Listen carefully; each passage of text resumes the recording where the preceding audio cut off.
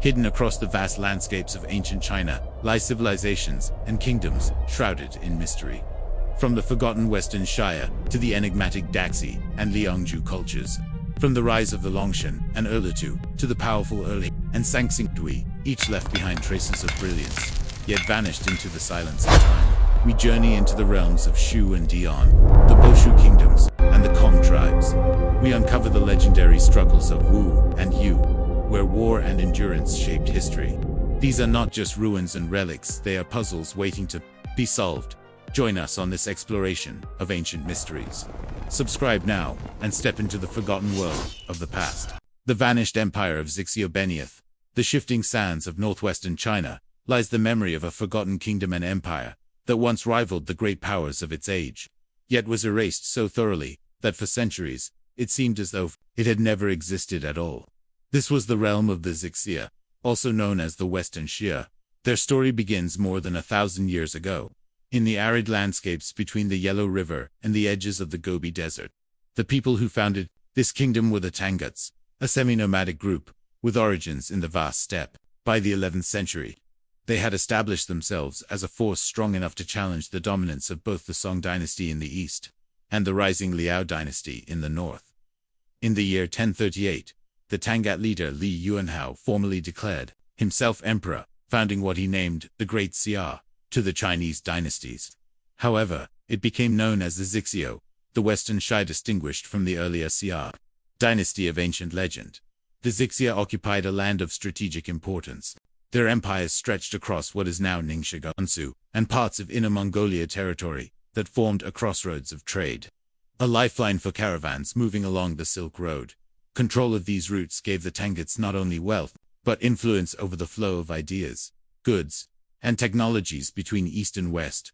But the Western Shire were more than just intermediaries of commerce. They developed a rich and distinctive culture, one that combined the traditions of the Tangut people with the influences of their powerful neighbors.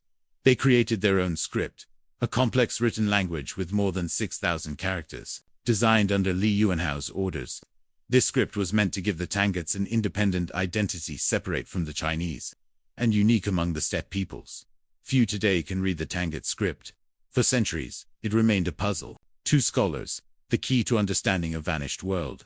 Entire libraries of texts once existed, but many were lost in the violence that brought the Western Shire to an end. The surviving example sutras, legal codes, Buddhist texts are preserved in fragments, waiting to be deciphered, like voices from a civilization that tried to speak across time. Religion lay at the heart of Tangut society. Buddhism in particular flourished under their patronage. Towering pagodas, intricately painted cave temples, and statues carved into desert cliffs once dotted their landscape. In their capital, the city of Xinqing, today's Yinchuan, the Tangut emperors oversaw a thriving court where monks, scholars, and artisans gathered. The Western Shire even developed their own Buddhist canon, carefully translated into the Tangut script. Yet behind the flourishing culture was a kingdom in constant tension. The Western Xia were surrounded by powerful rivals. To the south, the Song dynasty pressed against their borders. To the north and east, the Khitan Liao, and later the Jurchen Jin, competed for dominance. To survive, the Tanguts relied on diplomacy, shifting alliances, and, when necessary, military strength. Their cavalry, trained in the harsh steppe environment, earned a reputation as formidable warriors. For nearly 2 centuries, this balancing act worked. The Zixia maintained their independence, extracting tribute from the Song, negotiating with the Jin, and profiting from trade. But in the early 13th century, a new force emerged on the steppe, one that would bring the Tangut world crashing down. That force was the Mongol Empire. When Genghis Khan turned his armies toward the Western Shire in 1205, he saw in them both an obstacle and an opportunity. The Tangut lands lay across routes vital for Mongol expansion into Central Asia. At first, the Western Shia attempted to resist, relying on their desert fortresses and well-defended cities. But the Mongols were relentless. After a series of campaigns, the Tangut rulers chose submission, offering tribute and military support. Yet loyalty was never secure in the shifting politics of empire. The Tangut court hesitated at critical moments, wavering in its support of the Mongol campaigns. To Genghis Khan, this was betrayal. In 1227, as the Great Khan approached the end of his life, He directed one of his final campaigns, not against the vast kingdoms of China or the Islamic world, but against the Western Shire. His armies laid siege to their capital. When the walls fell, the destruction was devastating. The city was razed, its libraries burned, its people slaughtered. According to later chronicles, the Tangut royal family was exterminated. Their culture annihilated in deliberate erasure. So complete was this destruction, that for centuries afterward, the very memory of the Western Shire nearly disappeared. Chinese historians mention them only briefly. Their script, their language, their history were forgotten. Too many, it was as though the Tanguts had been swallowed by the desert winds. But traces remained dotted in the sands. Outside Yinchuan, a cluster of enormous earthen pyramids, still stands the royal tombs of the Western Xia emperors. From a distance, they resemble weathered hills. Up close, their scale is astonishing, rising dozens of meters above the flat plain. Once, they were covered with ornate carvings and glazed tiles, monuments to imperial ambition. Today, they are silent sentinels, watching over a vanished people. Archaeological discoveries over the past century have begun to piece together the fragments of Tangut civilization. Excavations have uncovered painted murals, Buddhist statues, and manuscripts written in the mysterious Tangut script. Scholars, working patiently, have reconstructed portions of their language, shedding light on their laws, their religion, and their worldview. Still, much remains unknown. We do not fully understand how the Tanguts saw themselves, whether as a steppe people, a settled dynasty, or something entirely unique.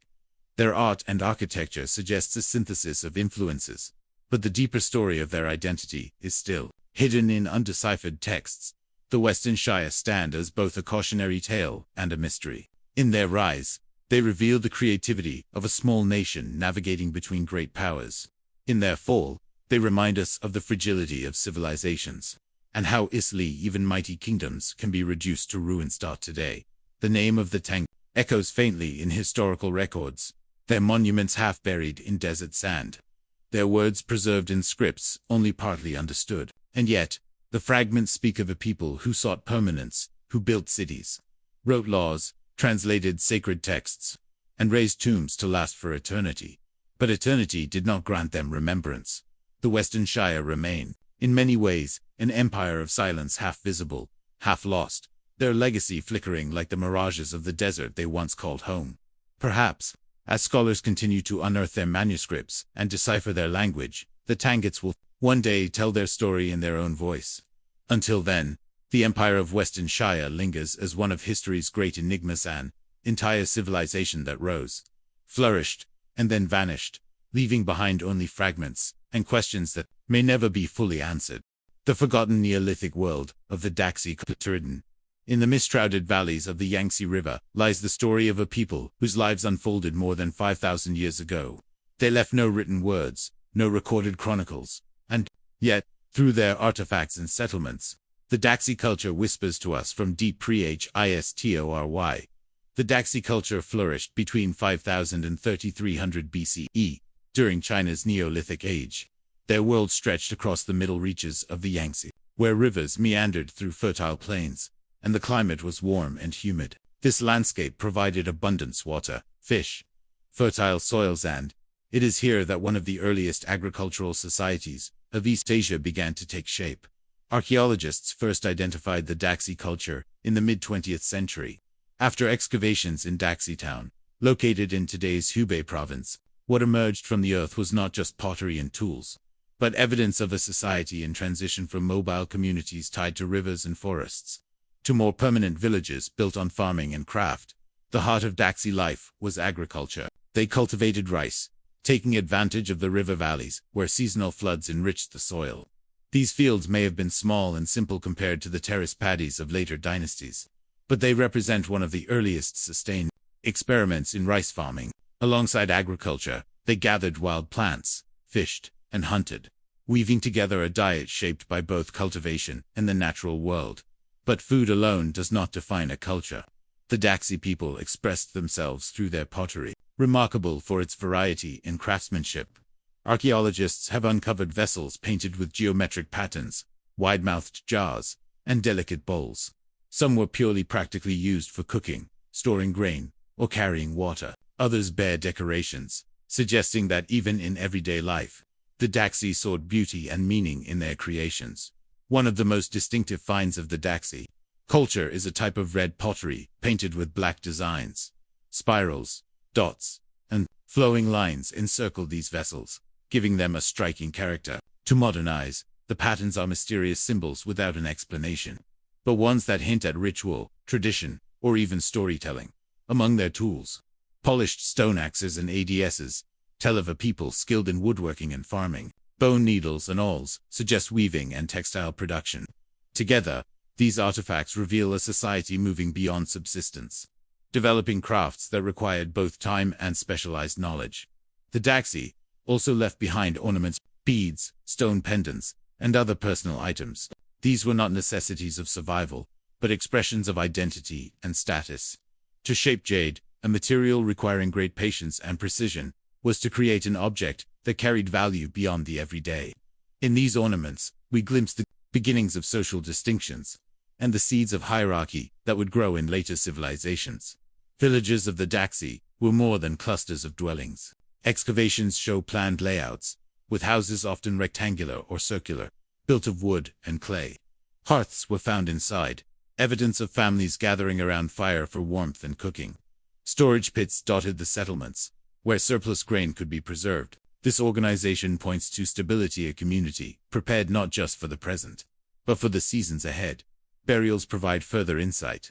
Graves of the Daxi people reveal differences in the objects placed with the dead. Some individuals were buried with fine pottery or jade ornaments, while others had only simple tools. This suggests that even in this early stage of human society, inequality was emerging. Status, wealth, or perhaps spiritual roles set some apart from others, a pattern that would become deeply embedded in later Chinese civilization. The Daxi culture did not exist in isolation. To the north, along the Yellow River, the Yangshuo culture was flourishing, known for its painted pottery and millet-based farming. To the south and east, other Neolithic groups were experimenting with agriculture and settlement. The Yangtze, with its fertile lands and navigable waters, was a natural corridor of exchange. Scholars believe that the Daxi interacted with these neighboring cultures, sharing ideas and technologies, while developing their own identity in the river valleys. Yet, as with all Neolithic cultures, questions remain. What did the Daxi believe? Did their painted pottery hold religious meaning, or was it purely decorative? Did they worship river deities, or ancestors, or forces of nature? Without written records, their beliefs are hidden, glimpsed only through the artifacts they left. Behind art by around 3300 BCE, the Daxi culture began to fade, replaced by new traditions, such as the Kujiling culture. The reasons for this transformation are uncertain. Climate shifts may have altered the rivers, affecting rice farming. Populations may have grown, requiring new social structures. Or perhaps contact with other groups led to the merging and reshaping of traditions. Whatever the cause, the Daxi vanished, not with a sudden collapse, but through gradual change, absorbed into the evolving fabric of Neolithic China. Today, the legacy of the Daxi rests in fragments, painted pots, jade beads, stone, tools, the faint outlines of homes buried beneath the soil. They may not have left behind monumental tombs or vast cities, but their significance lies in their role as pioneers of agriculture, community, and art in the Yangtze Basin. The story of the Daxi culture is a reminder of how civilizations grow, quietly, often without fanfare, building the foundations upon which later societies stand. Without them, the grand dynasties of Chinese history might not have had the agricultural roots upon which to flourish. And yet, the Daxi remain enigmatic. Their symbols are undeciphered, their rituals unknown, their voices silent. Each discovery answers one question, but opens another. Who were these people, really? How did they see the world? And what stories did they tell around their fires? Stories that vanished long before writing could capture them. In the valleys of the Yangtze, where rivers still flood and fields still yield rice, the spirit of the Daxi lingers, not as a vanished people, but as a foundation, one of the first chapters in the long story of human settlement along China's rivers. And though their name is little known outside archaeology, the Daxi culture stands as a quiet mystery of prehistory, a civilization without words, whose fragments still wait beneath the soil to speak again. Liangzhu, the Jade City of ancient China, beneath the fertile plains of the Yangtze Delta, buried under layers of earth and time. lies the story of a people whose achievements rivaled those of the world's earliest civilizations. For over 4,000 years, their cities lay hidden, their monuments forgotten. Today, we call them the Liangyu civilization. The Liangyu flourished between 3300 and 2300 BCE, in what is now Zhejiang province in eastern China. They were not the first Neolithic culture of the Yangtze Basin, but they were among the most advanced, building what some archaeologists now describe as the dawn of Chinese civilization. Their society combined technological innovation, social hierarchy, and spiritual complexity in ways that foreshadowed the dynasties yet to come. At the heart of Liangyu life was water. The Yangtze Delta is a land of rivers, lakes, and wetlands, but prone to floods. To survive here required more than farming. It required engineering. Excavations have revealed one of the world's earliest known hydraulic systems, a vast network of dams, levees, and canals. Constructed from earth and wood, these waterworks stretched 4 kilometers, regulating floods and irrigating rice fields. They represent a feat of collective labor, organization, and foresight rarely seen in Neolithic societies. This mastery of water made rice agriculture the foundation of Liangyu life. Surplus harvests supported dense populations, and with abundance came specialization: craftspeople, artisans, and religious elites. At its height, Liangyu was home to walled settlements and palatial structures. The largest at Mojioshan, a central platform covering more than 300 hectares. From here, elites may have governed not only the city, but a network of surrounding villages spread across the delta. Yet the Liangyu are remembered, not only for their engineering or their fields of rice, but for their artistry, particularly their mastery of jade from the earth. They carved objects of extraordinary precision.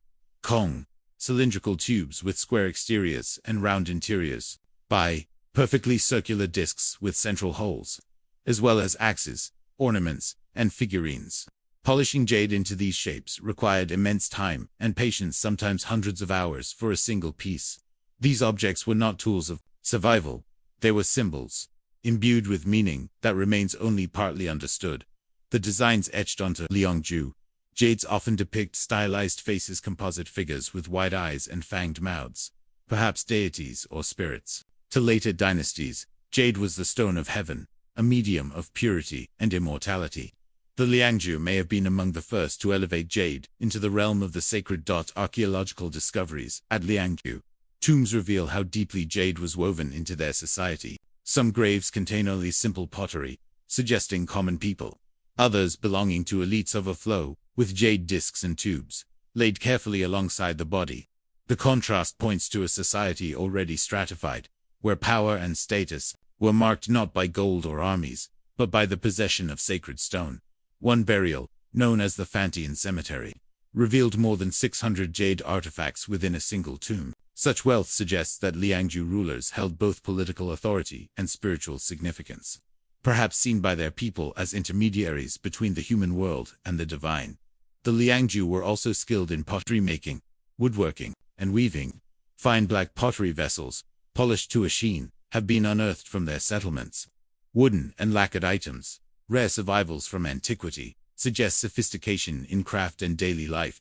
Together, these artifacts paint a picture of a society both pragmatic and ceremonial, grounded in the rhythms of agriculture yet striving toward the spiritual. But like so many ancient civilizations, the story of Liangyu ends in silence. Around 2300 BCE, the flourishing cities of the Yangtze Delta were suddenly abandoned. The hydraulic systems fell into disuse, the workshops silent, the jade carvers gone. For centuries afterward, the Liangyu were forgotten, their existence erased from memory. Why did they vanish?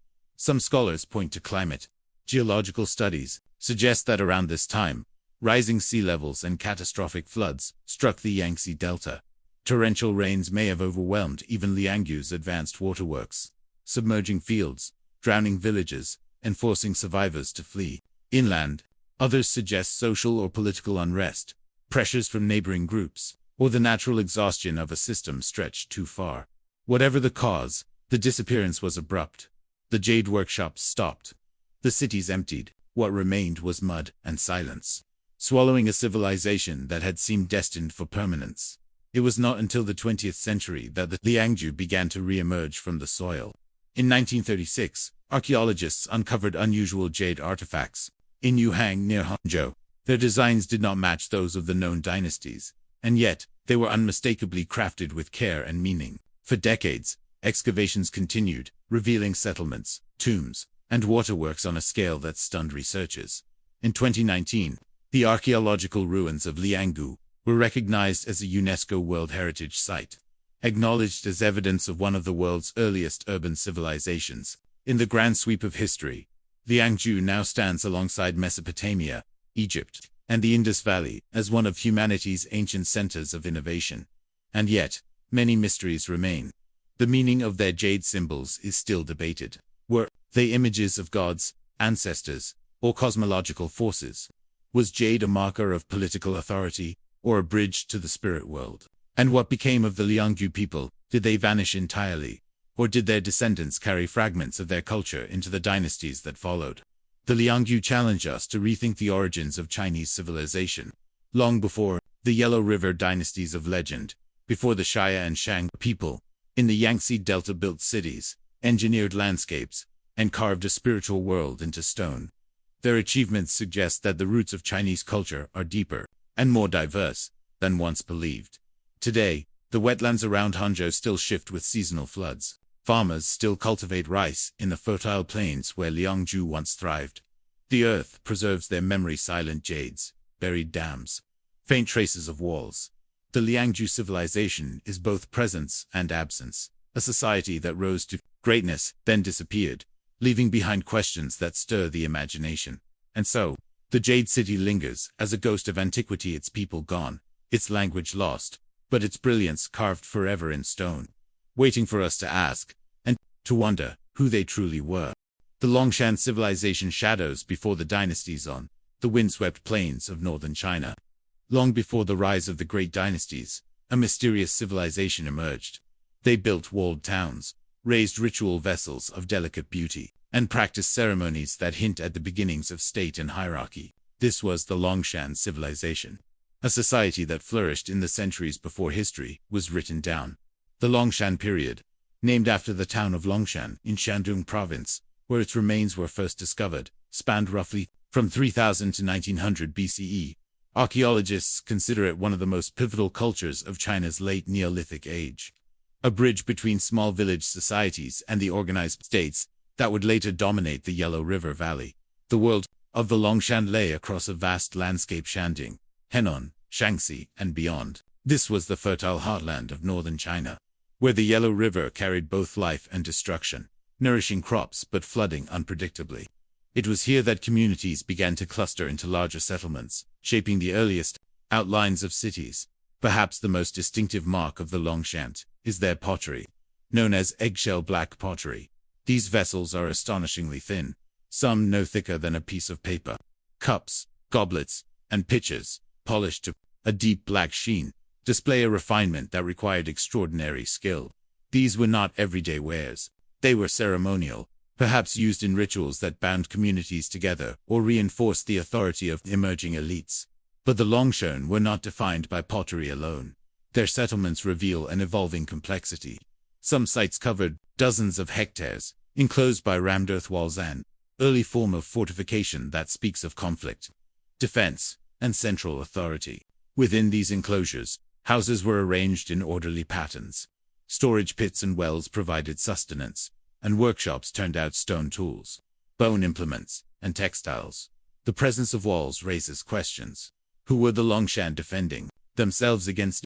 Was it neighboring groups competing for farmland, or internal rivalries among communities? The fortification suggests a society where violence was no stranger, and where leaders held the power to command collective labor for protection. Burial sites provide another window into Longshan society. Many graves are modest, containing only simple tools or vessels, but a few stand out. Elaborate burials with fine pottery, jade ornaments, and evidence of sacrifice.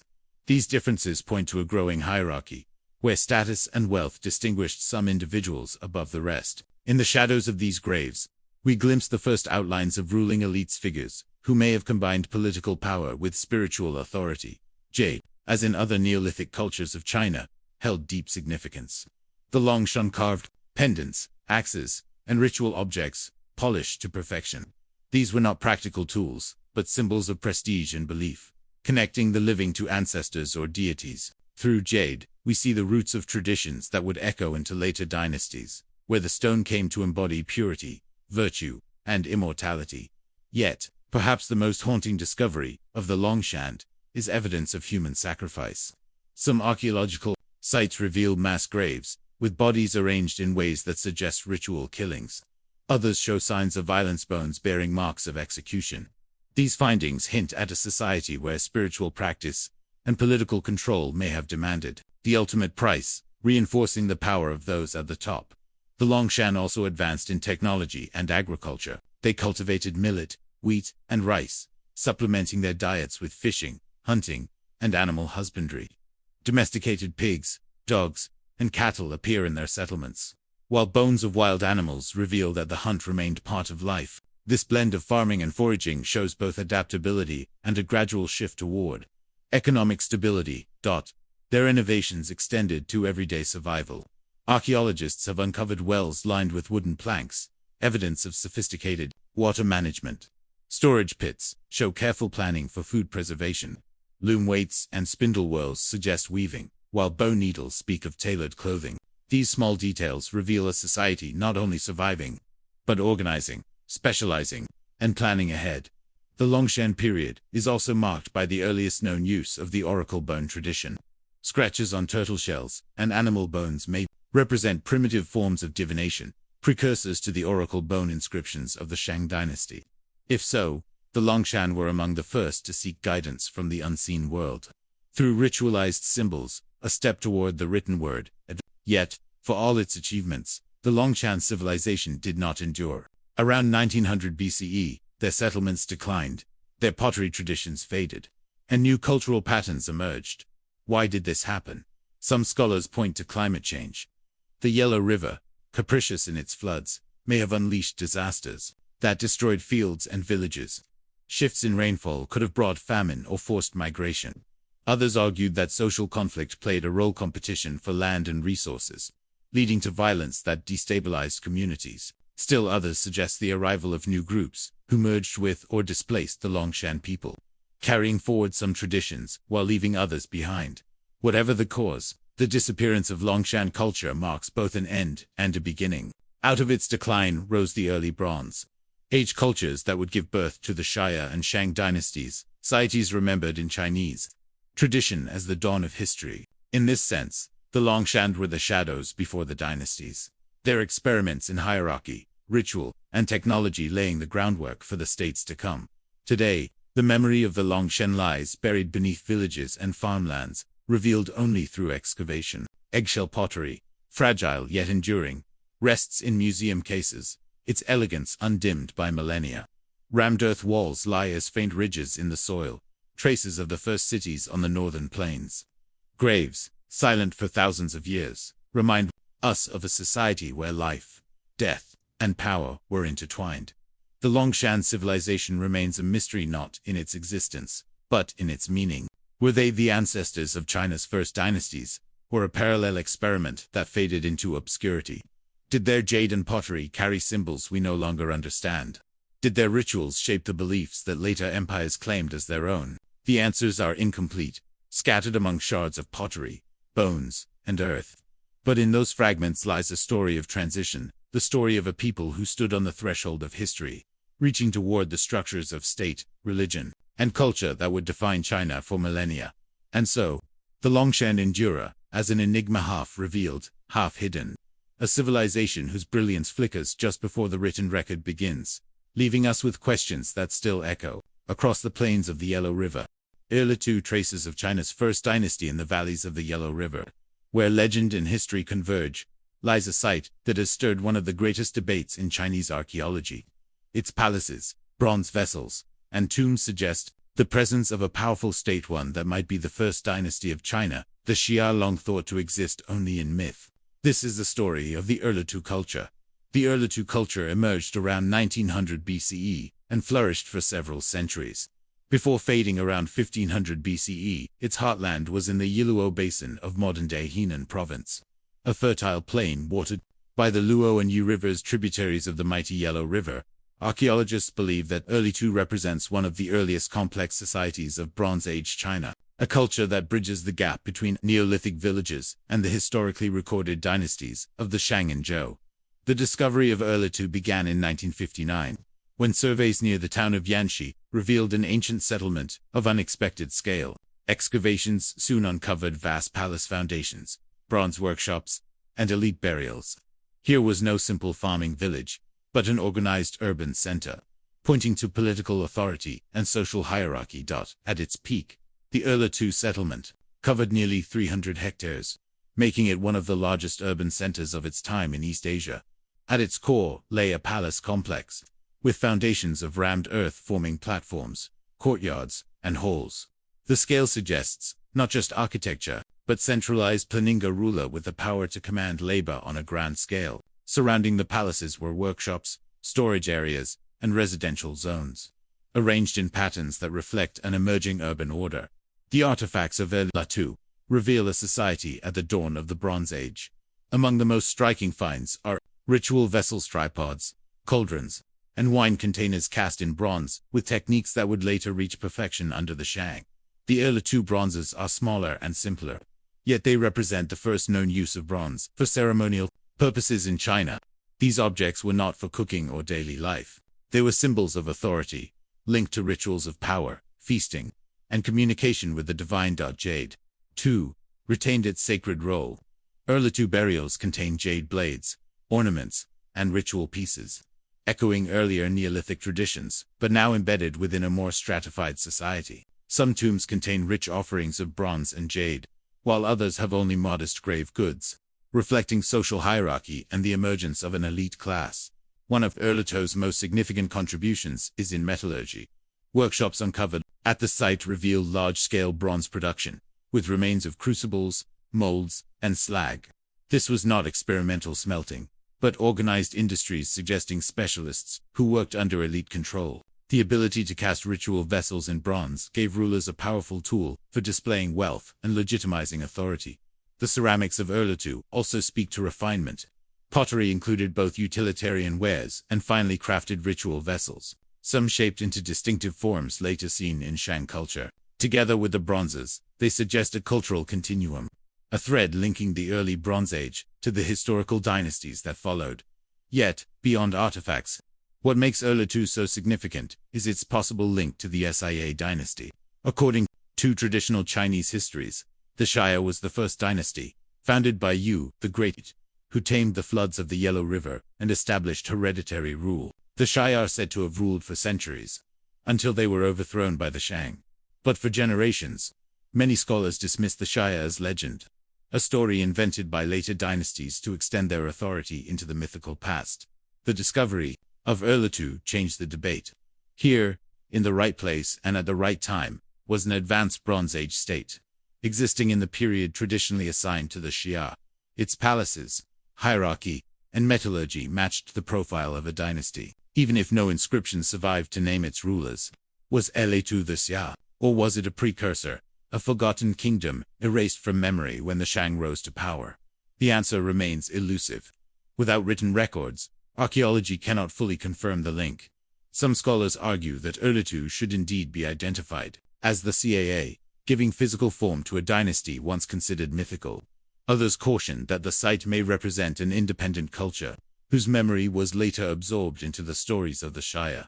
What is certain is that Erlitou played a pivotal role in shaping early Chinese civilization. Its bronze technology, urban planning, and social stratification provided a foundation upon which the Shang built their empire. From the simple, yet symbolic ritual vessels of Erlitou grew the grand, inscribed bronzes of the Shang royal court. From the rammed earth palaces of Erlitou rose the monumental cities of later dynasties. But like all civilizations, Erlitou eventually declined. Around 1500 BCE, the settlement diminished, its palaces abandoned, its workshops silenced. In its place, new centers arose nearby, most notably Gengyo, a Shang city that carried forward and expanded upon the legacy of Erlitou. Whether conquered by the Shang, absorbed through migration, or simply abandoned in the face of shifting power, Erlitou faded from the landscape, leaving behind only ruins. For millennia, its memory was gone, its name unrecorded, Only in the last century, through archaeology, has the civilization been brought back into view. Today, visitors to the Erlitou Site Museum in Henan can walk among the remnants of palace platforms, view fragile bronzes and jades, and confront the mystery of a culture that stood at the threshold of history. The Erlitou culture embodies both clarity and enigma. We can measure the size of its palaces, examine its ritual vessels, and reconstruct its workshops. Yet we do not know the names of its rulers, the words of its people, or the stories they told about their place in the world. It is a civilization that speaks through fragments, leaving us to bridge the gap between myth and archaeology. That was Erlitou, truly the Xia dynasty, the first chapter of Chinese history, or was it a forgotten kingdom, whose memory dissolved into legend? The question remains open, a puzzle that continues to inspire debate.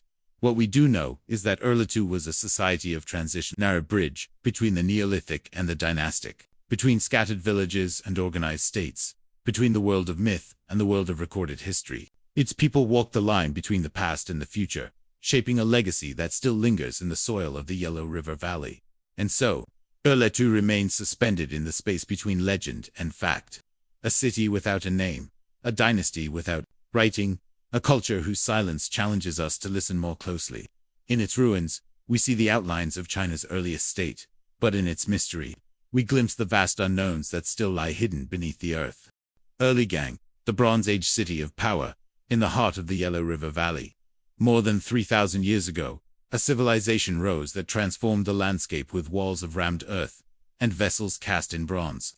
It was not a village, nor a small kingdom, but one of the first great urban centers of ancient China.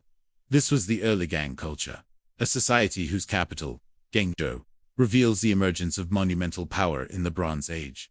The Erligang culture flourished roughly between 1600 and 1400 BCE.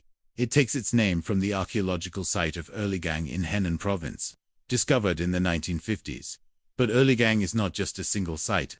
It represents a horizon of Bronze Age society that stretched across central China, influencing regions hundreds of kilometers from its core. At the center of this culture was a city. In modern-day Quanzhou, beneath layers of urban growth, lie the remains of an ancient settlement that covered more than 300 hectares.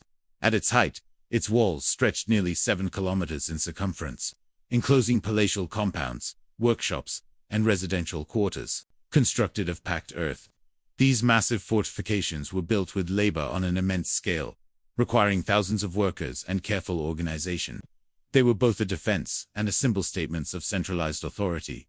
Within the walls, archaeologists have uncovered foundations of palaces built on rammed earth platforms, large enough to host rulers, ceremonies, and administrative activities. Around them, evidence of specialized neighborhoods reveals a city carefully planned and hierarchically arranged. The Erligang capital was not simply a place to live, it was a seat of power, where elites commanded production, ritual, and war. Perhaps the most striking achievement of the Erligang culture lies in bronze. Their workshops produced vessels of remarkable size and craftsmanship, far surpassing those of earlier Erlitou traditions. Tripods, cauldrons, wine containers, and ceremonial axes have been unearthed, their surfaces decorated with intricate patterns. Some vessels weighed hundreds of kilograms, requiring advanced casting techniques and the mobilization of vast resources. These bronzes were not practical tools. They were ritual objects, designed for offerings, feasts, and ceremonies that linked rulers to the divine. To control bronze production was to control the symbols of authority itself. The bronze industry at Guangzhou was vast. Molds, crucibles, and slag reveal workshops dedicated solely to smelting and casting. Tin and copper were brought from distant mines, evidence of long-distance networks under elite control.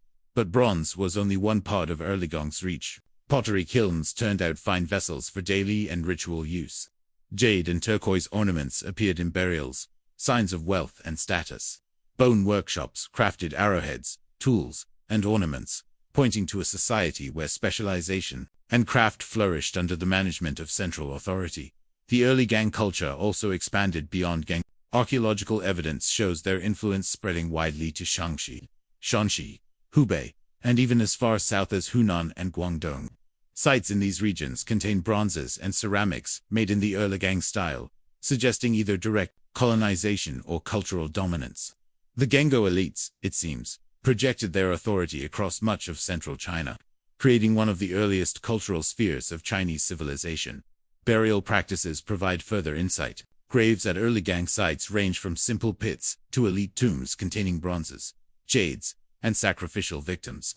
The presence of human sacrifice, found in some burials, reflects a society where ritual demanded life itself, and where rulers reinforced their authority through both grandeur and fear. Horses, dogs, and humans appear in sacrificial pits, foreshadowing the elaborate rituals of the later Shang dynasty. For decades, scholars have debated the relationship between early Gang and the Shang dynasty described in ancient texts. Traditional histories place the Shang capital at Genzhou during the early Shang period, before moving it to Anyang around 1300 BCE. Many archaeologists believe that the early Gang site is indeed this early Shang capital. The scale, the bronzes, the rituals all fit the profile of a state-level society ruling before the rise of a Nianji. If so, then early Gang represents not just a culture, but a dynasty, the Shang in its formative stage, when it first consolidated power and expanded its influence across the Central Plains. Even if one does not equate the two directly, the early Gang culture stands as a critical stage in the evolution of Chinese civilization, the moment when cities, metallurgy, and kingship converged into enduring forms. Yet, like all cities, Gang did not last forever. Around 1400 BCE, the site declined. Its palaces were abandoned, its workshops fell silent, and the center of power shifted north to Anyang, where the late Shang would build their grandest capital. The reasons remain uncertain. Perhaps internal struggles weakened the city. Perhaps environmental pressures forced a relocation. Or perhaps the Shang, already a dynasty of shifting centers, simply moved their capital as new opportunities arose. Whatever the cause, Genzhou's legacy endured. The bronze traditions perfected their wood blossom into the monumental ritual vessels of Anyang. The city walls and palaces became models for later urban planning, and the idea of centralized authority commanding vast resources became a defining characteristic of Chinese dynasties for millennia to come. Today, the traces of early Gang lie beneath the modern streets of Guangzhou. In some places, the ancient walls still rise as low ridges, reminders of the city's monumental past. Museums display the bronzes, polished and powerful, their surfaces still gleaming after more than 3,000 years. They speak of a society that mastered fire and metal to express its rituals, its hierarchy, and its vision of order. But much about early Gang remains unknown. We do not know the names of its rulers. We do not know the stories told in its palaces, or the words spoken during its ceremonies. We do not know whether Shango was the Shang capital remembered in legend, or a kingdom now nameless, absorbed into the shadow of history. What we do know is that early Gang marked a turning point. It was a society that rose from the fertile plains of the Yellow River to command a world of cities, workshops, and ritual. Its walls, bronzes, and burials bear witness to the early power of kingship in China. And yet, like the smoke of its bronze furnaces, the memory of early Gang has drifted into obscurity, visible only in fragments, waiting for us to piece together the shape of a civilization that once stood at the center of its world. Sanxingdui, the bronze masks of a forgotten kingdom in the fertile plains of Sichuan. Far from the Yellow River heartland of early China, archaeologists have uncovered a mystery unlike any other. From deep burial pits emerged colossal masks of bronze, strange figures with staring eyes, and treasures that seemed to belong to a world apart. These discoveries revealed a civilization once lost to time, unknown to history until the 20th century. This is the story of the Sanxingdui civilization. The tale begins in 1929, when a farmer in Guanghan, near Chengdu, struck jade artifacts while digging a ditch. For decades, scattered finds hinted at something unusual. But it was not until 1986 that the true scale of Sanxingdui came to light. Two massive sacrificial pits were discovered, filled with thousands of objects: bronze, jade, ivory, gold-burned, broken, and buried in a ritual that still defies complete explanation. The Sanxingdui culture thrived between 1200 and 1000 BC, roughly contemporary with the late Shang dynasty of the Yellow River Basin. Yet their material culture was strikingly different. While the Shang cast bronze into ritual vessels for food and wine, the Sanxingdui created monumental sculptures: human figures, towering trees, masks with wide eyes and protruding ears, and animal forms that seem to straddle myth and reality. The bronzes of Sanxingdui are unlike anything found elsewhere in ancient China. Some masks are enormous, over a meter wide, their features exaggerated angular jaws, bulging eyes, curling horns. One standing bronze figure measures more than 2 meters tall, holding what may have been a ceremonial object, its expression solemn and remote. A bronze tree, nearly 4 meters in height, is adorned with birds and flowers, a vision of the cosmos cast in metal. What do these images mean? Scholars have suggested they represent gods, ancestors, or mythic beings central to Sangsingdui belief. The large staring eyes may symbolize a vision that pierces the human and spiritual worlds. The trees may embody cosmic order, linking heaven and earth. Yet without written records, their exact meaning remains elusive. Suspended in speculation, jade objects found in the pits echo traditions seen elsewhere in Neolithic China, but the forms are distinct blades, axes, and ritual pieces, shaped with local imagination. Gold masks and ornaments, hammered from thin sheets, hint at wealth and status. Ivory tusks, hundreds of them, revealed long-distance trade, for elephants no longer roamed Sichuan at the time. Together, these objects point to a society both wealthy and spiritually intense, investing immense labor into offerings that were ultimately destroyed in fire and buried. Sangsingdui was more than ritual pits. Archaeological surveys show the remains of a walled city, covering some 12 square kilometers, with residential areas, workshops, and sacrificial zones. The city stood near the Min River, a branch of the Yangtze, in a fertile plain that supported agriculture. Rice and millet farming, supplemented by fishing and hunting, provided sustenance. Bronze workshops and jade carving studios reveal a society with skilled artisans, organized labor, and access to distant resources. Yet, curiously, Sangsingdui left no written language at least none that has survived. Unlike the Shang, who inscribed oracle bones, the Sangsingdui communicated their beliefs through images, rituals, and objects. This silence only deepens their mystery. Who were the people of Sangsingdui? Ancient Chinese texts make no mention of them. Some scholars identify them with the ancient kingdom of Shu, mentioned in much later chronicles, as a powerful state in Sichuan. If true, Sangsingdui may represent the earliest archaeological footprint of Shu, a kingdom that thrived independently of the Shang heartland. Around 1000 BCE, Sangsingdui declined. The city was abandoned, its rituals ceased, and its people vanished from the record. But not far away, at a site called Ginsha, near modern Chengdu, a new center emerged, continuing some of the artistic traditions of Sangsingdui. This suggests not disappearance, but transformation, a shift of power within the Sichuan basin, as capitals moved and centers of ritual changed.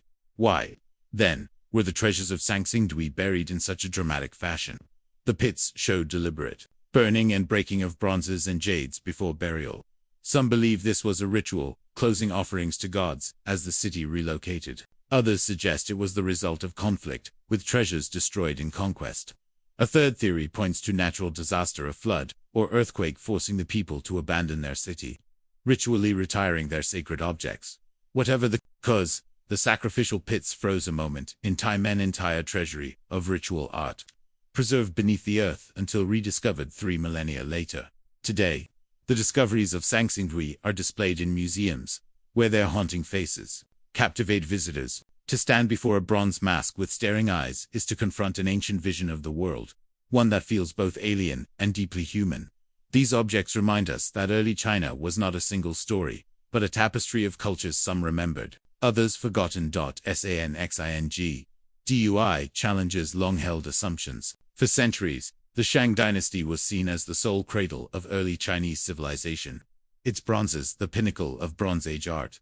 But Sangsingdui proves that another center of power and creativity flourished, independent yet parallel, crafting its own vision of kingship, ritual, and cosmos. In 2021, new excavations uncovered additional sacrificial pits at Sangsingdui, revealing even more bronzes and jades. Among them were new masks, gold objects, and vessels that continue to expand our understanding of this enigmatic culture.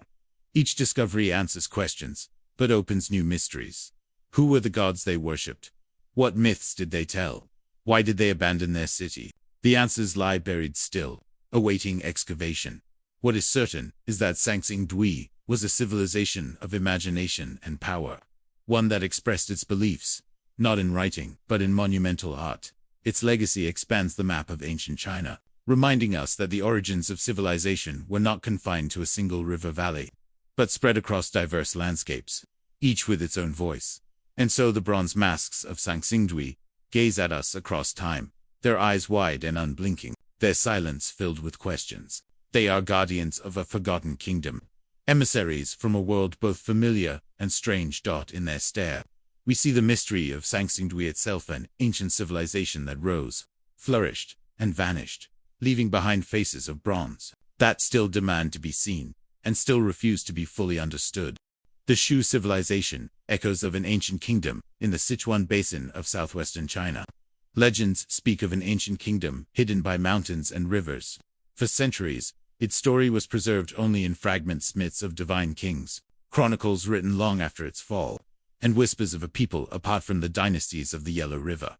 This was Shu, a civilization once powerful, later forgotten, and only recently brought to light again through archaeology. The Shu civilization is often associated with the discoveries at Sangsingdui and Jinsha, sites that revealed a rich Bronze Age culture flourishing between the 12th and 5th centuries BCE. Yet Shu is more than the artifacts it left behind. It was a kingdom, or perhaps a sequence of kingdoms, with rulers, myths, and a unique vision of the world. Chinese historical texts, compiled in later centuries, describe Shu as a realm with its own line of kings. The Chronicles of Wayang, written during the Jin dynasty, more than 1,000 years after Shu's rise, tells of legendary rulers, Kang Kong with protruding eyes, Bogwan, who wore a green crown, and Yufu, the Cuckoo King, who was said to transform into a bird after death. These stories, though mythical, resonate with the extraordinary bronze masks and figures unearthed at Sangsingdui, many of which display exaggerated eyes or avian imagery. Archaeology and legend appear to echo one another, suggesting a shared memory of Shu's spiritual world. At its height, the Shu kingdom centered on the fertile Chengdu plain, protected by surrounding mountains and nourished by the rivers of the Yangtze system. This region provided abundant rice harvests and supported dense populations. Here, Shu's rulers commanded not only agricultural wealth, but also long-distance networks of exchange. Bronze, jade, gold, and ivory reached Shu through trade routes that stretched deep into China's interior and beyond. The discoveries at Sangsingdui first revealed the scale of Shu's achievements. The enormous ritual bronzes, masks, trees, and human figures suggest a society of remarkable artisanship and spiritual intensity. These objects were not tools of war or administration. They were ceremonial expressions of a worldview where rulers, gods, and ancestors intertwined. Later, at the site of Jinsha, near modern Chengdu, excavations uncovered another trove: golden masks, jade ornaments, ivory tusks, and altars. The Jinsha site flourished from about 1000 to 600 BCE, after Sangsingdui's decline, and is widely believed to be a continuation of the Shu civilization. There, archaeologists discovered the famous sun and immortal birds.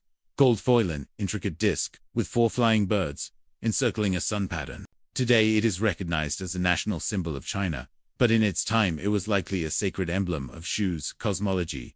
Together, Sangsingdui and Jinsha formed the material core of what we know as Shu, but their significance reaches further. They reveal that early Chinese civilization was not confined to the Yellow River Valley. While the Shang and later Zhou dynasties forged their power in the north, Shu was rising in the southwest, an independent center of culture, belief, and political authority. Archaeology also suggests the Shu rulers commanded not just wealth, but military might.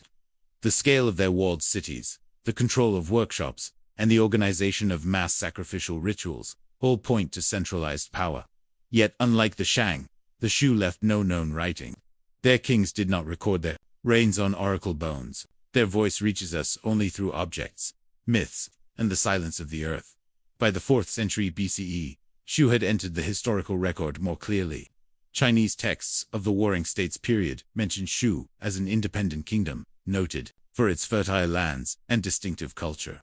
In 316 BCE, the kingdom met its end when it was conquered by the rising power of Qin, a state that would soon unify China.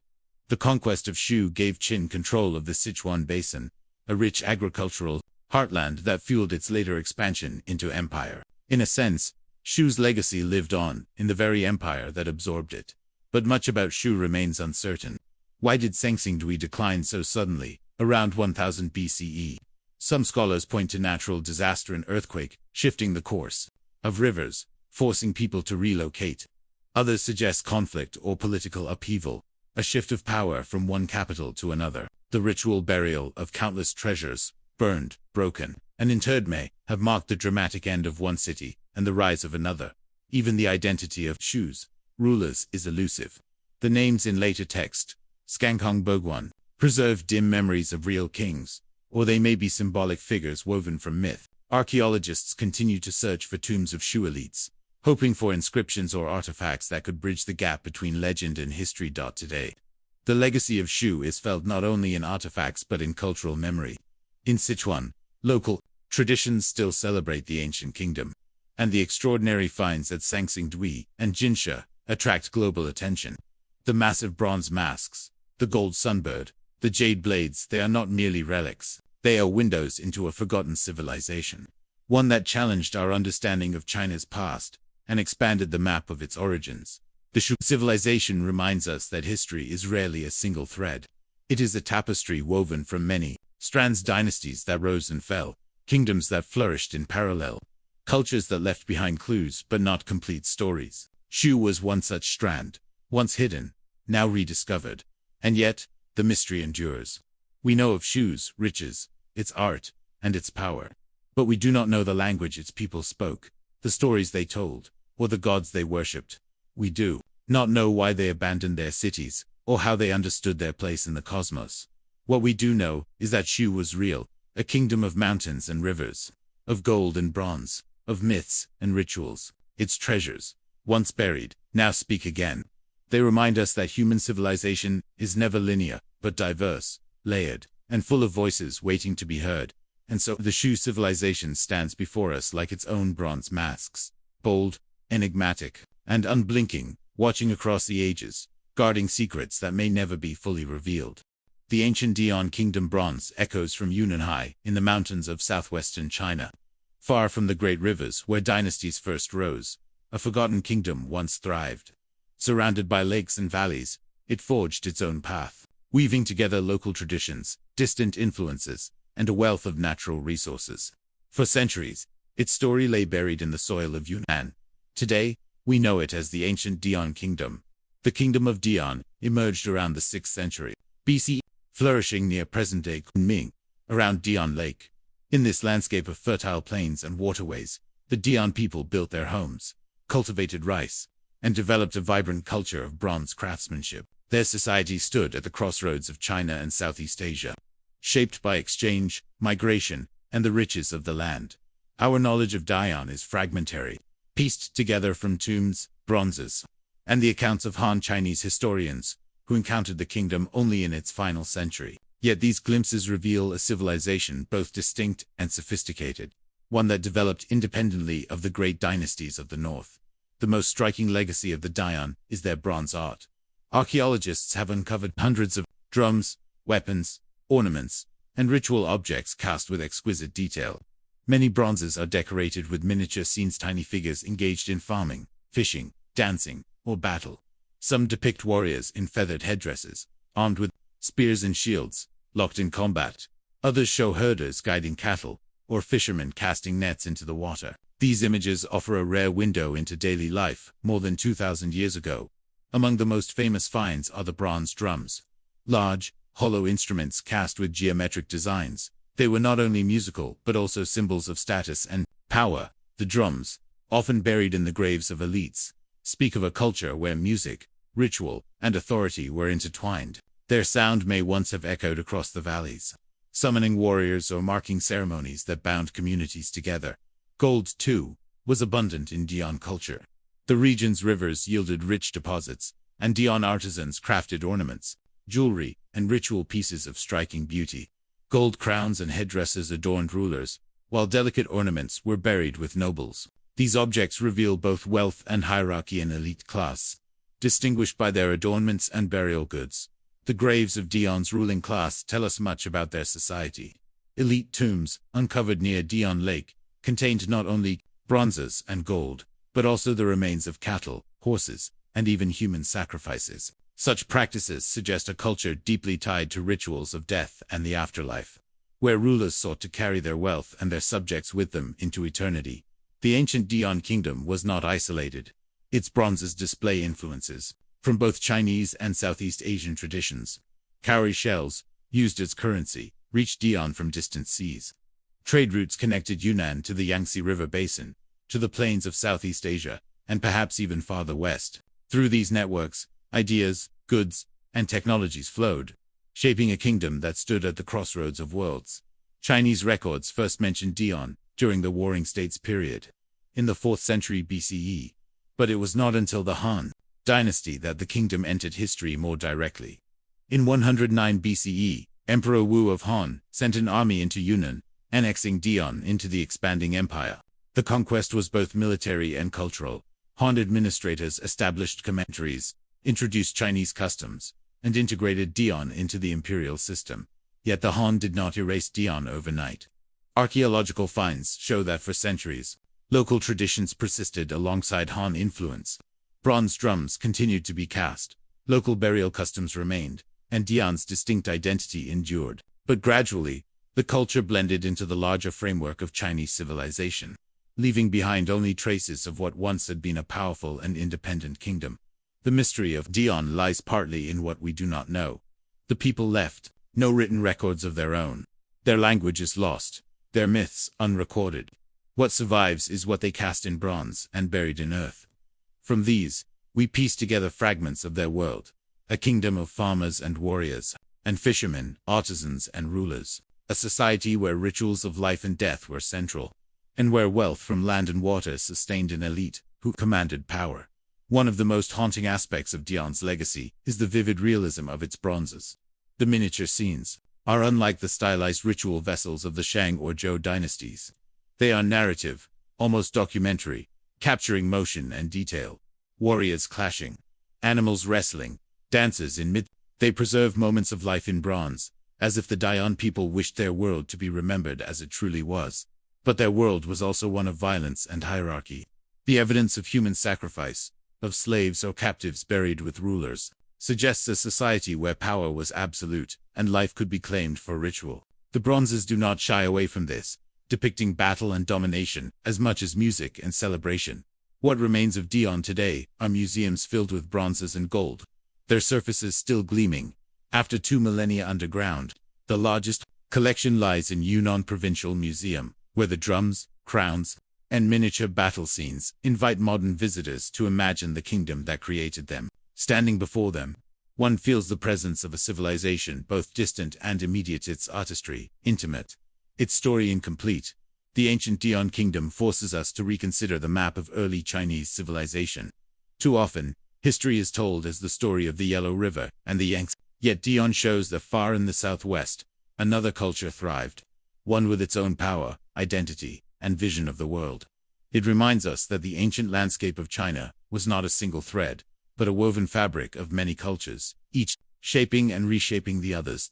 And so, the story of Dian ends, not in disappearance, but in transformation. Conquered by the Han, absorbed into empire, its language forgotten, yet its art endures. The bronze drums still resonate, if only silently. The golden crowns still shimmer, whispering of kings who ruled beside Dian Lake. And the miniature warriors, forever locked in bronze battle, still marched across the centuries, bearing witness to a kingdom that once was. The mystery of Dian is not whether it existed, surely did, but how it imagined itself. What gods it worshipped, what songs it sang. These remain questions without answers, shadows behind the gleam of gold and bronze. And perhaps that is the kingdom's final gift, to remind us that history is always larger than the records we keep, and that in the mountains and valleys, in the earth beneath our feet, forgotten kingdoms still wait to speak. The Boshu kingdom's voices from the Sichuan basin, in the deep valleys and fertile plains of Sichuan, where the Yangtze River carves its way through mountains, to ancient peoples once forged kingdoms of their own. Their names, Bar and Shuek, faintly in the chronicles of early China. Together, they shaped the cultural foundations of the Southwest, leaving behind stories of kings, warriors, and rituals. Today, they are remembered as the Boshu kingdoms. The Shu, centered on the Chengdu plain, is often better known, its legacy illuminated by the stunning bronzes of Sanxingdui and Jinsha. But to the east, in the rugged lands of the Upper Yangtze, The Ba people built a culture no less significant, though far less understood. Separated by geography yet bound by trade, conflict, and alliance, Ba and Shu developed side by side for centuries. Chinese historical texts preserve scattered memories of these kingdoms. The records of the Grand Historian by Sima Qian mentions Ba and Shu as distinct polities before their conquest by Qin in the 4th century BCE. Other sources describe the Ba as fierce warriors, often hired as mercenaries by neighboring states. While the Shu were renowned for their wealth and fertile lands, together, they formed a cultural sphere apart from the northern dynasties, yet always entangled with them. The Shu kingdom, flourishing around the Chengdu Basin, was already ancient by the time written history reached it. Archaeological discoveries suggest a lineage stretching back to Sangxingdui around 1200 BCE, and Jinsha thereafter. Shu's rulers commanded agricultural abundance and oversaw elaborate rituals, expressed in gold, jade, and bronze. Shu was a kingdom of ceremony and cosmology, where kings were remembered as mythic figures: Kangkong with bulging eyes, Boguan with his crown of feathers, and Yufu, the Cuckoo King. The Ba kingdom, by contrast, was centered farther east, near present-day Chongqing. Its territory stretched along rivers and mountains, a land less fertile than Shu's plains, but rich in natural defenses. The Ba people lived as farmers, hunters, and warriors. Unlike Shu's focus on ritual splendor, Ba's identity was martial. They were renowned for their bravery in battle, and were often recruited into the armies of neighboring states. Some texts even describe the Ba people performing war dances before combat chants and movements, intended to summon ancestral spirits and intimidate enemies. The Ba left behind fewer monumental artifacts than Shu, but their burials reveal unique traditions. Archaeologists have uncovered graves containing distinctive bronze weapons, tiger motifs, and even tiger-shaped coffins. The tiger, a symbol of power and ferocity, may have been central to Ba identity. Legends tell of Ba warriors who entered battle with tiger masks or painted stripes, blurring the line between human and beast. Such practices hint at a worldview where warfare was not only practical, but spiritual. Despite their differences, Ba and Shu were connected. Trade routes carried goods between the two kingdoms, and alliances shifted with the currents of time. Together, they occupied a strategically vital region, the Sichuan Basin, protected by mountains, but rich in resources. Whoever controlled Ba and Shu controlled the gateway to the southwest, and thus they became targets of ambition for the rising Qin state to the north. In 316 BCE, the fate of the Boshu kingdoms was sealed. The armies of Qin, already on the path to unifying China, marched into Sichuan. Shu fell first, then Ba. The conquest was swift and decisive, suggesting internal divisions or the overwhelming strength of Qin's military machine. With their annexation, the Boshu kingdoms ceased to exist as independent polities, yet their lands would play a crucial role in China's future. For Qin, Sichuan was more than a conquest. It was a lifeline. The fertile Chengdu plain became a new granary, feeding the armies that would eventually unite China under Qin Shi Huang, the first emperor. In this sense, the conquest of Ba and Shu was a turning point in Chinese history, supplying the resources that enabled empire. But what became of the Ba and Shu peoples themselves? Archaeological and textual evidence suggests that their cultures did not vanish overnight.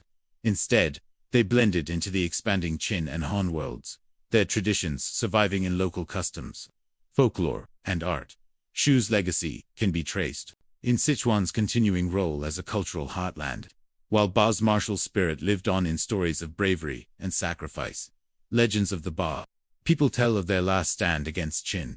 When defeat became inevitable, it is said that Ba warriors performed a great war dance before taking their own lives, choosing death over surrender. Whether myth or memory, the tale reflects how later generations remembered the Ba as proud, fierce, and unyielding. The Shu, meanwhile, entered the Han imagination through mythic kings and sacred emblems. The golden sun and immortal birds, from Jinsha, became a symbol of Shu's cosmic vision, where the cycle of sun and bird represented eternal renewal. Such imagery suggests that Shu's rulers cast themselves as mediators between heaven and earth, a role echoed in the legendary accounts of their divine kings. The Bashu kingdoms together illustrate the diversity of early China. They remind us that the Chinese civilization we know today was not born from a single cradle, but from many centers of power and culture, each with its own traditions. The bronzes of Shu and the tiger coffins of Ba speak of parallel worlds that once thrived in the mountains and plains of Sichuan, yet much remains mysterious. We do not know the languages spoken by Ba and Shu, or how their political systems truly functioned. Were they monarchies like the Zhou and Qin, or looser confederations of clans? Did Ba's war dances represent a form of shamanic ritual, or were they symbolic performances of identity? How much of Shu's mythology reflects memory of real rulers, and how much is legend reshaped by later storytellers? Today, the legacy of Ba and Shu lives on in Sichuan and Chongqing, in place names, traditions, and archaeological treasures. The Shu bronzes of Sangxingdui and Jinsha draw global fascination, while the tiger motifs of Ba remain powerful symbols of the region's spirit. Together, they form a chapter of history where myth, art, and memory converge. The Bashu kingdoms were conquered, absorbed, and transformed, but they were never entirely forgotten. In the layers of Sichuan's culture, in its art, its folklore, and its resilience, the voices of Ba and Shu still lingered distinct, enigmatic, and waiting to be heard. And so, the story of Ba and Shu ends not with silence, but with echoes of warriors and kings, of dances and rituals, of a land that once stood apart, and yet became part of something greater. The Boshu kingdoms remind us that beneath every empire lies the memory of the peoples it absorbed, still alive in the earth and in the imagination of those who seek to remember. The Kong, ancient tribes guardians of the highlands high upon the rugged mountains of western China, where the Tibetan plateau descends into river valleys. A people once thrived whose name has echoed through Chinese history for millennia. They were herders, farmers, warriors, and known collectively as the Kong. They were not a single unified kingdom, but a constellation of tribes, bound together by shared traditions, language, and a life shaped by the highlands. The Kong are among the oldest recorded peoples of China. As early as the Shang dynasty, oracle bones mention the Qiangfang, the Kong tribes living beyond the borders of the Chinese heartland. To the Zhou, they were both neighbors and adversaries, a people of the west whose lands bordered the Central Plains. To the Han, they were fierce warriors who resisted imperial expansion, yet were also recruited into imperial armies. But who were the Qing? Their identity is complex, layered across geography and centuries. The term Kong was not the name of a single tribe, but rather a designation applied by Chinese chroniclers to many highland groups who lived along the edge of empire. These groups occupied the mountainous regions of today's Sichuan, Gansu, Qinghai, and the fringes of Tibet, the vast and diverse landscape of pastures, river valleys, and cliffs. The Kong people lived primarily by herding and farming. Sheep, goats, and cattle grazed on alpine meadows, while barley and millet grew in terraced fields. Their settlements were often fortified villages, built of stone, with watchtowers rising above the valleys. These towers, some still standing today in Sichuan's highlands, are silent testaments to a people who lived with constant threats, whether from rival tribes or imperial incursions. Religion and ritual were central to Kong life. The tribes practiced a form of animism, worshipping mountain gods, river spirits, and ancestral deities. Shamans clad in white robes performed sacrifices to ensure harmony between people and the natural world. Rituals involving sheep or oxen were common, echoing their pastoral way of life.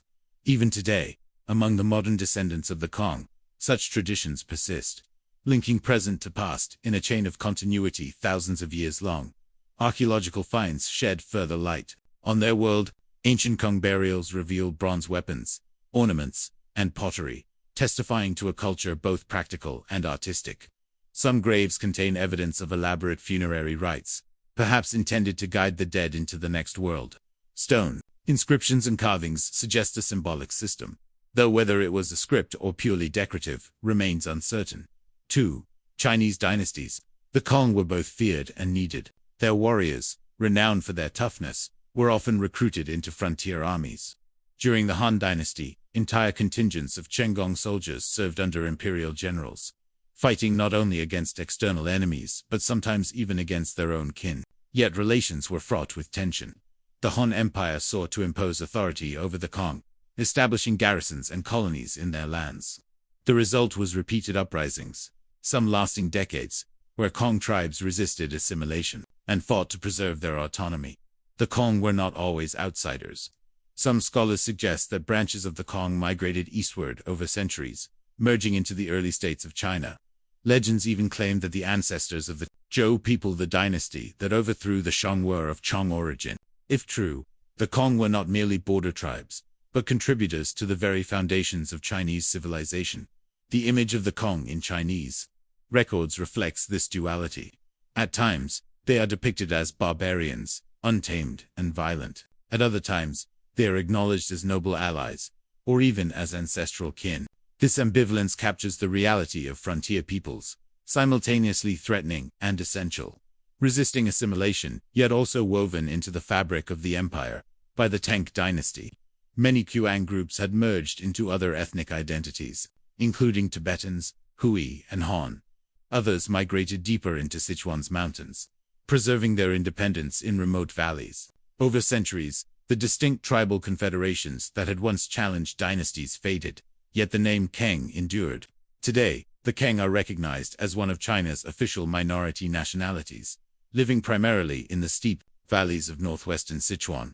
The legacy of the Kong is preserved not only in texts and artifacts, but in living culture. Their stone watchtowers, some rising over 20 meters high, still stand in mountain villages, defying time and earthquake. Their rituals, involving white-robed priests and offerings of sheep, remain practiced.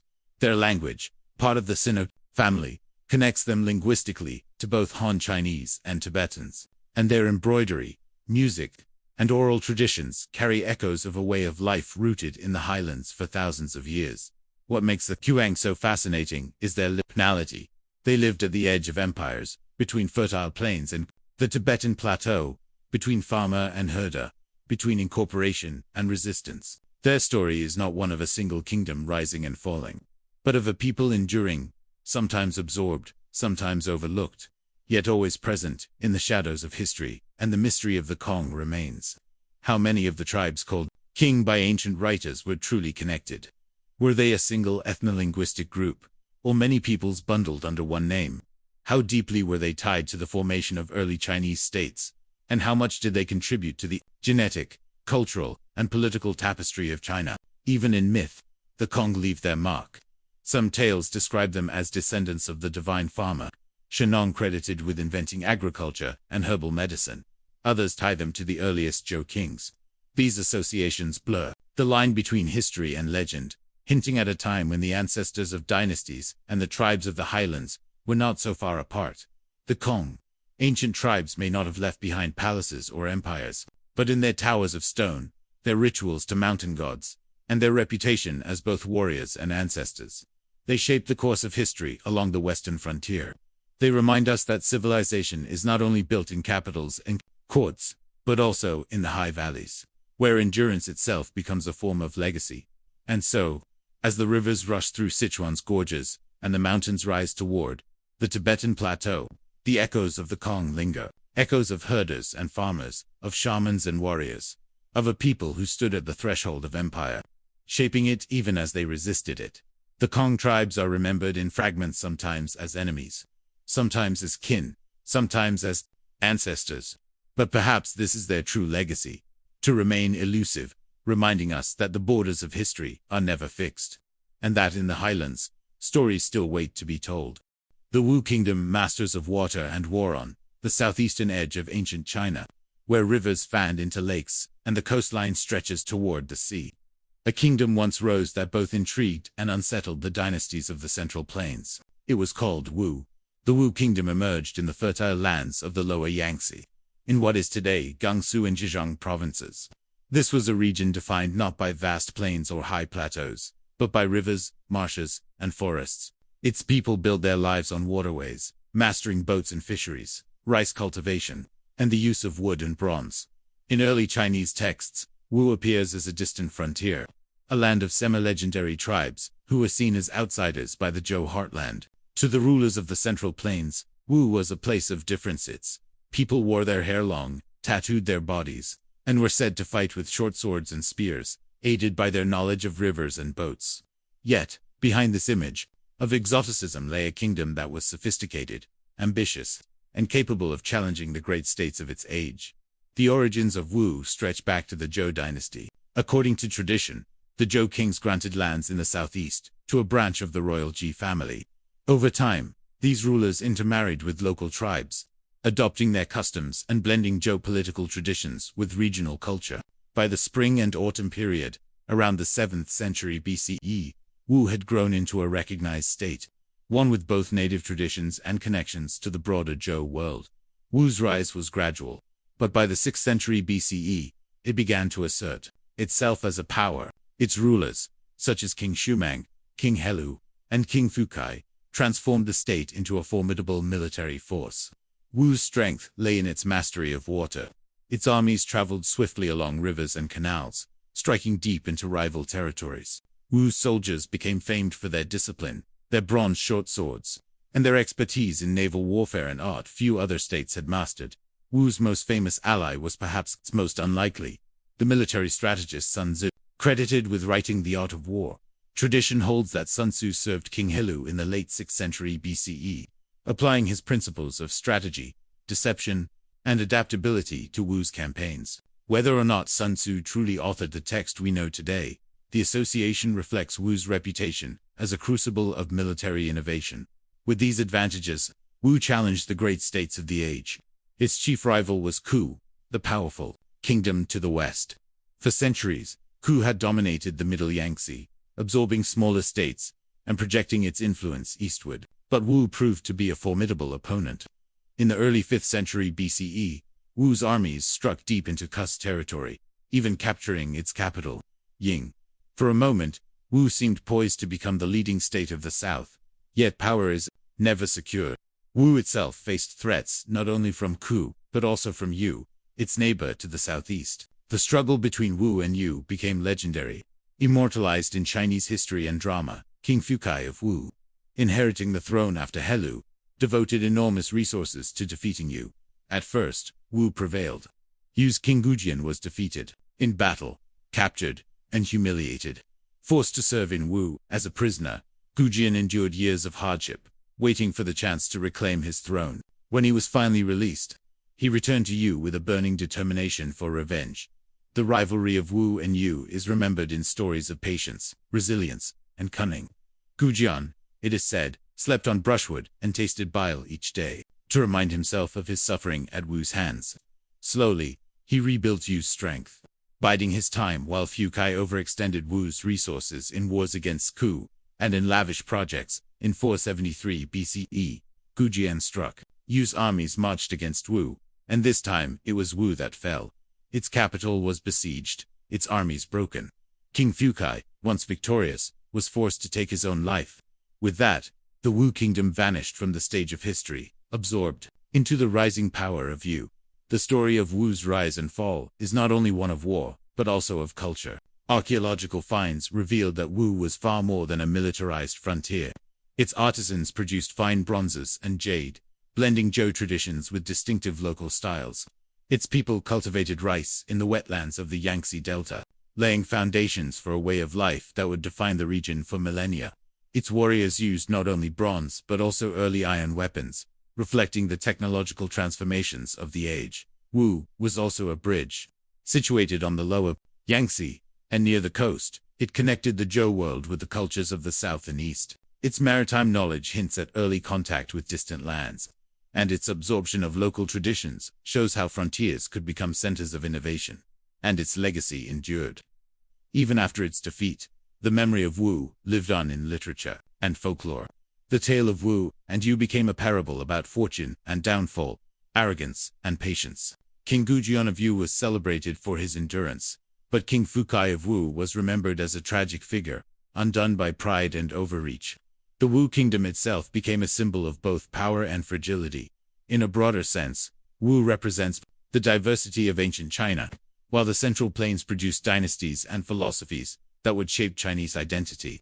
Regions like Wu show that early China was never a single, uniform culture. It was a mosaic of kingdoms and peoples, each contributing to the larger story. Wu's mastery of rivers, its military innovations, and its dramatic history all remind us that the margins of the Zhou world were as vital as its center.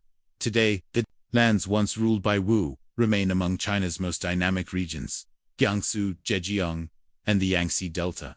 In place names, legends, and ruins, traces of Wu linger. Its story lives not only in history books, but in the cultural memory of a region where rivers still shape life. Just as they did 2,500 years ago, the Wu kingdom rose from the marshes and rivers, challenged its powerful neighbors, and left behind a legacy of warfare, artistry, and legend. Its fall was dramatic, but its impact endured, woven into the great tapestry of early China. And perhaps that is the true mystery of Wu, a kingdom that emerged from the margins, commanded the center of attention for a brief but brilliant moment, and then disappeared, yet somehow never entirely vanished from memory.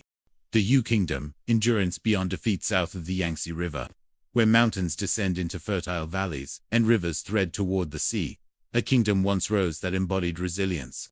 Known as Yu, it stood at the edge of the ancient Zhou world, shaped by waterways, forests, and coastal winds. To its rivals, Yu was both a frontier and a threat, people who lived by the water, skilled in rice cultivation, seafaring, and war. The Yu Kingdom first emerges in the chronicles of the Spring and Autumn period, around the 6th century BC. Unlike the great states of the Central Plains, Yu lay on the periphery, in what is now Zhejiang province. Its people were said to tattoo their bodies and wear their hair long, markers of difference in the eyes of Zhou scribes. Yet Yu was no isolated tribe. It was a state of growing ambition, with rulers who sought to challenge their powerful northern neighbors. By the late 6th century BCE, Yu had become entangled in the turbulent politics of the age. Its greatest rival was Wu, the rising state on the lower Yangtze. Wu and Yu were natural adversaries, neighbors, separated by rivers and mountains, each striving to dominate the south. For decades, their wars shaped the destiny of both kingdoms, culminating in one of the most famous rivalries in Chinese history. At the center of Yu's story stands King Gu. His tale is one of defeat, endurance, and eventual triumph.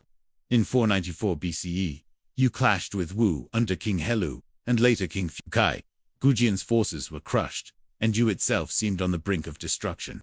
Captured in defeat, Gujian was forced into humiliating servitude. For years, he lived within Wu, a king reduced to the role of a servant, tending horses and submitting to the commands of his conqueror.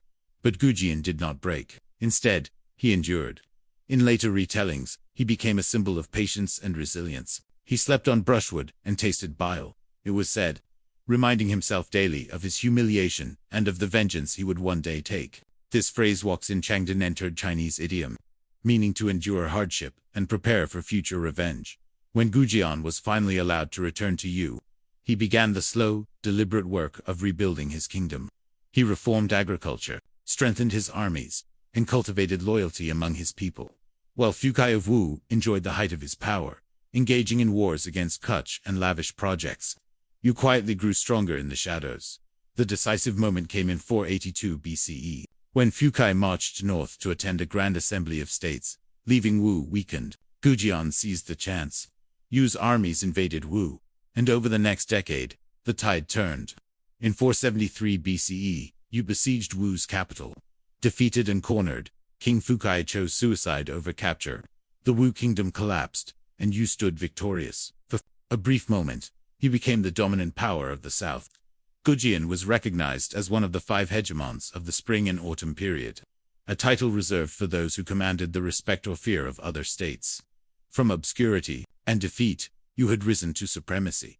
Yet its glory was fleeting. Within a century, Yu itself was overtaken by the rising state of Kutch. Its lands were absorbed, its power dissolved. But Yu's story did not end with its fall. In fact, its legacy spread far beyond the Yangtze. Archaeology and legends suggest that, after Yu's defeat, groups of its people migrated southward along the coast and rivers. Some may have traveled deep into what is now Fujian, Guangdong, and even into Southeast Asia. Ancient texts speak of the Baiyu, the 100 Yu-diverse peoples of the south, whose names and customs linked them to the Yu kingdom. While not all were directly descended from Gujian's realm, the connection points to a cultural continuum that extended far beyond the Central Plains. The Yu people were closely tied to water. They were skilled boat builders, fishers, and traders. Some scholars see in them the early roots of China's maritime traditions, precursors to the seafaring cultures that would later connect the Chinese coast to Southeast Asia and beyond. Their reliance on rice cultivation also positioned them as pioneers in the agricultural landscapes of southern China. Material culture from Yu reflects both Zhou's influence and local distinctiveness. Archaeological finds include bronze weapons, fine jade ornaments, and ritual vessels, yet used bronze swords, often short and finely cast, were unlike those of the North practical tools for close combat and amphibious warfare. Their artistry in jade also suggests a symbolic world that valued beauty and status, tying you into the larger jade traditions of ancient China. In literature and memory, you endured as both a cautionary tale and an inspiration. King Guji. Endurance became a moral lesson for later generations, that patience, suffering, and discipline could transform defeat into triumph. The rivalry of Wu and Yu was retold in poems, operas, and histories, becoming one of China's most enduring stories of revenge and resilience. What is striking about Yu is the paradox of its history. It was powerful enough to defeat Wu and briefly dominate the south, yet transient enough to be swallowed by Kut soon afterward. Its rulers commanded armies and inspired legends, yet its true influence may lie in how its people spread, merging with and shaping cultures across southern China. In this sense, Yu represents both the strength and fragility of frontier kingdoms. Its rise shows the potential of peripheral states to challenge the heartland. Its fall reflects the relentless tide of larger powers. But its legacy etched in idioms, artifacts, and the memory of King Gujian outlived the kingdom itself. Today, the lands once ruled by Yu remain among the most dynamic in China. Zhejiang, with its rivers, lakes, and coastline, continues to reflect the maritime traditions that defined Yu. The story of King Gujian is remembered not only in historical texts, but also in cultural memory, where his endurance remains a symbol of determination against all odds. The Yu kingdom reminds us that history is not only written by the victors of the Central Plains. At the margins, in the wetlands and coastlands of the south, kingdoms like Yu rose, fell, and left behind legacies that stretched across time and space, from brushwood and bile to triumph and downfall. The story of Yu is one of resilience, ancient reminder that even in defeat, endurance can forge the path to greatness.